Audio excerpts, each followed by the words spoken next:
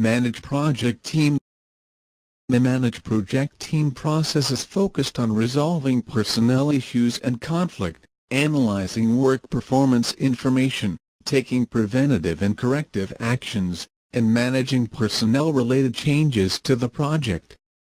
Many of these activities can be complicated by the dual reporting structures in functional or matrix organizations.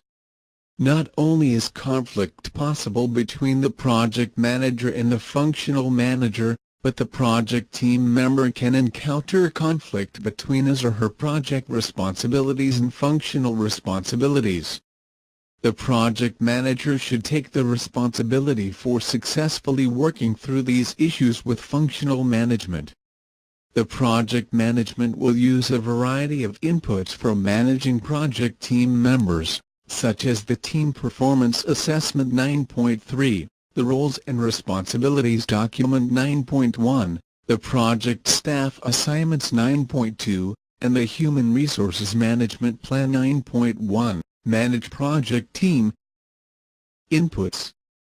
Project staff assignments. Project staff assignments are the people assigned to develop the project deliverables. It needed for this process to know who is on the project team and who is responsible for what items. Project Management Plan. The Human Resource Plan describes the processes and methods that will be used to manage the project team, including the methods for conducting performance appraisals. Team performance assessments. Team performance assessments measure the effectiveness of the overall team. These are really a measurement of how well the project management team is implementing the applicable components of the Human Resource Plan. Performance reports. These provide performance reporting on activities, accomplishments, and issues. They're an output of the communication process report. Performance. Organizational process assets. These can include bonus structures, newsletters, commendations, or anything else that serves to influence or reward desired behavior. Manage project team.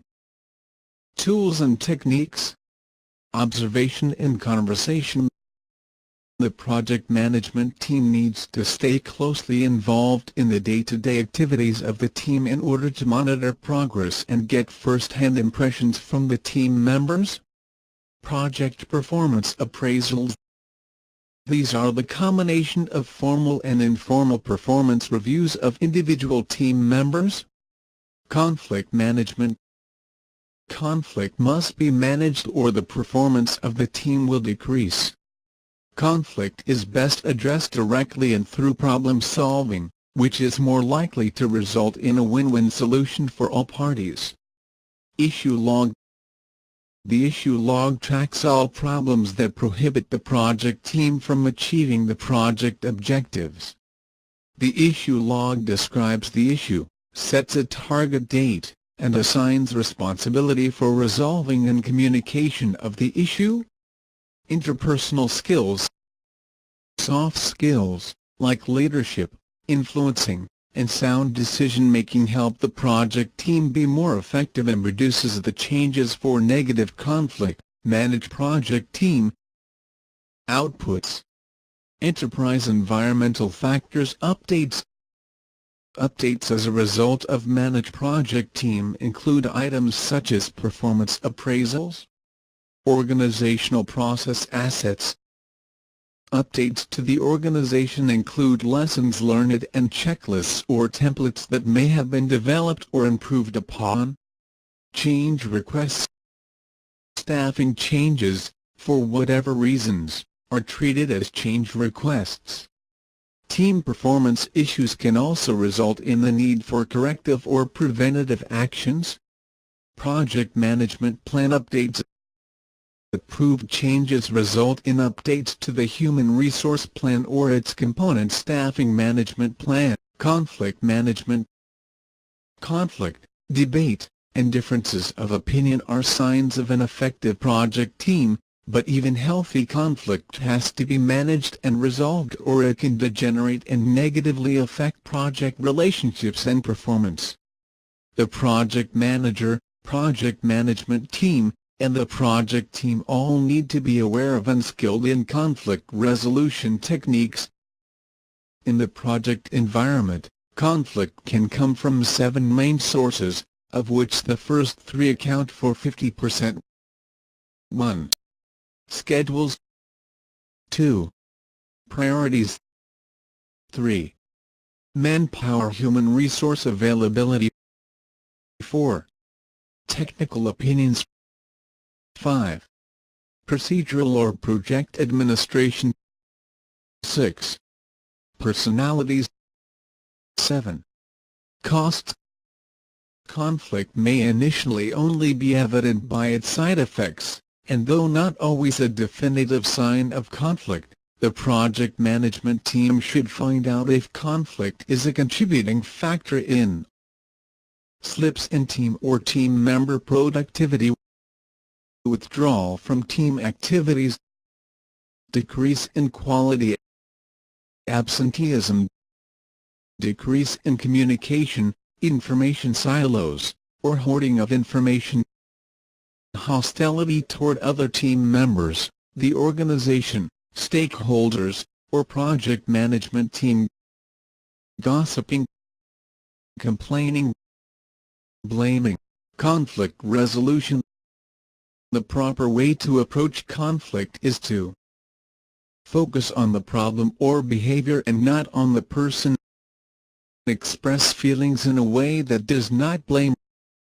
Remember that everyone on the project team shares in its cause. Empathize with others' point of view. Encourage honest, open, and respectful dialogue. There are 5 broad categories for resolving conflict, and there are situations where each has its use. Problem solving, compromise, forcing, smoothing, withdrawal. Problem solving, also known as confronting, is the preferred approach because it's the one most likely to result in a win-win solution for all parties. Problem solving is a logical approach to finding the cause as well as the best solution. It lets everyone discuss contributing factors and what the pros and cons are for each solution. Problem solving is best used when there is sufficient time to approach the problem and the group members have a certain level of trust with each other. Problem solving is also good at fostering team development because it involves everyone in exploring the issue. Compromise is when all parties perform some give and take to reach a middle settlement. Unfortunately, this results in a lose-lose solution because no one is truly happy with the solution. Problem solving is the best approach, but compromise may be necessary when time is scarce or there's a deadlock that can't be logically resolved. Compromise can be especially difficult when there are strong internal values involved. Forcing is using one's power to dictate his or her will on the group. Forcing results in a win-lose situation, and this is generally the worst approach. It's harmful to team morale because the team is always on the losing position. However, forcing may be necessary in critical situations when the stakes are extremely high and there is no time for identifying alternatives. When forcing is needed, its ill effects on the team can be tempered by sharing the rationale with them. Smoothing is downplaying the issue or focusing only on the positive. It's really hiding from the problem, and it does not address the problem or even acknowledge that the problem exists. Smoothing is not being optimistically healthy, it being Pollyanna and is a poor conflict response. However, smoothing can be used to buy time or when one party believes the stakes are low and giving a win on this issue may be used to create an obligation later. Smoothing can often be seen when one party gives in by saying something like "It's not important anyway, so you choose." Withdrawal is avoidance or hiding from the problem, so it's not even a conflict resolution technique. Because it never addresses the problem, its effect will be only temporary and the problem will resurface later. Withdrawal may be an option as a temporary measure when there's a need for cooling off, or there are likely to be other alternatives that will present themselves if given enough time. Workgroups and teams. The term team and group are often used interchangeably, and the PMBOK makes no differentiation between the two. But as project managers, we should understand that though the two have many similarities, there are some core differences. The wisdom of teams provides two clear definitions that emphasize their differences. Group: a small group of people with complementary skills and abilities who are committed to a leader's goal and approach and are willing to be held accountable by the leader.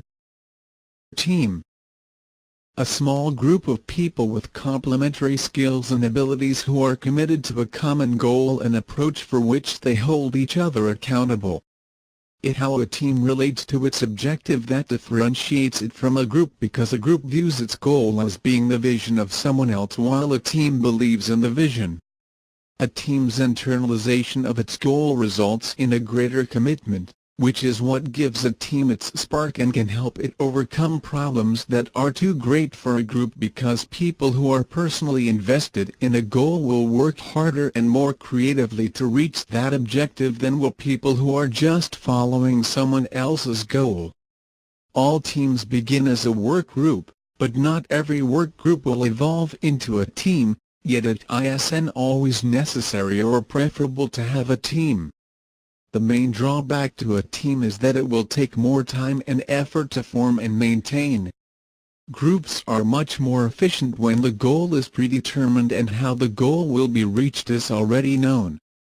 If a short deadline is critical, and group members have never worked with each other before and so have no past relationship, there may not be sufficient time for a group to develop into a team. When leading a group, the leader will need to maintain close involvement because he or she will provide overall direction and likely serve as the final decision-maker.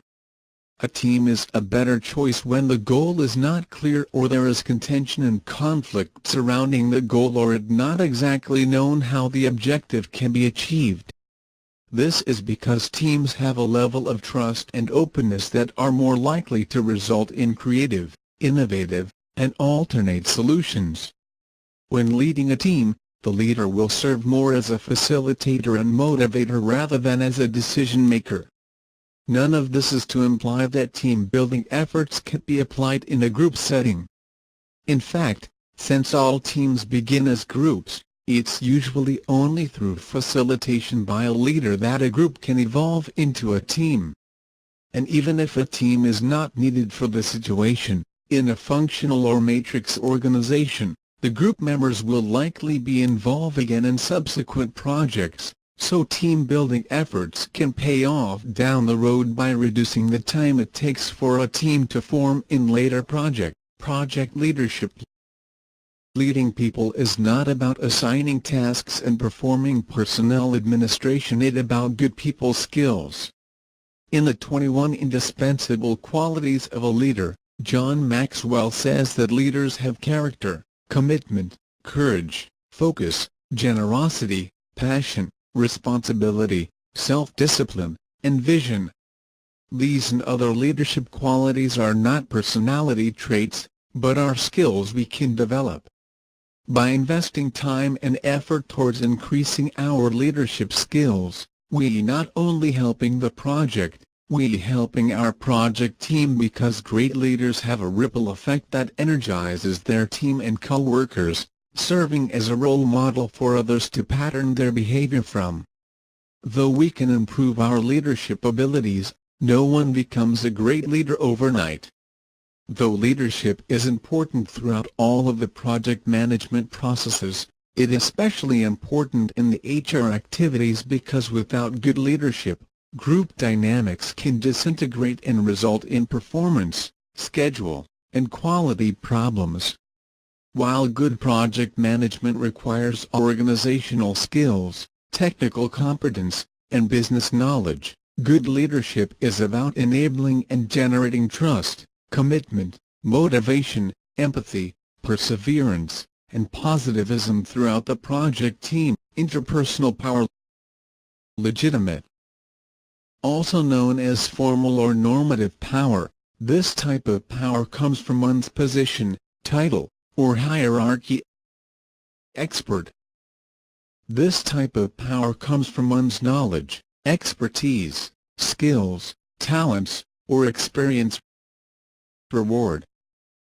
This type of power comes from one's ability to bestow desired rewards to others. Coercive. This type of power comes from one's ability to apply negative influences, such as punishments, on others. Referent. This type of power comes from one's charisma, personality, or hero/heroine status. Interpersonal power influences the project manager interactions with the team, and the power base may change in different circumstances. Good leaders are able to adapt their leadership style to the situation, so it's important for us to recognize what interpersonal base of power we may have, thoroughly understand the circumstances, and find a way to work with what we have to achieve the results we need in the situation. Reward and expert are the interpersonal powers favored by PMI. Coercive, though unfortunately sometimes necessary, is the worst base of power to rely upon. It has negative long-term consequences because it damages the trust and loyalty the leader has with a team.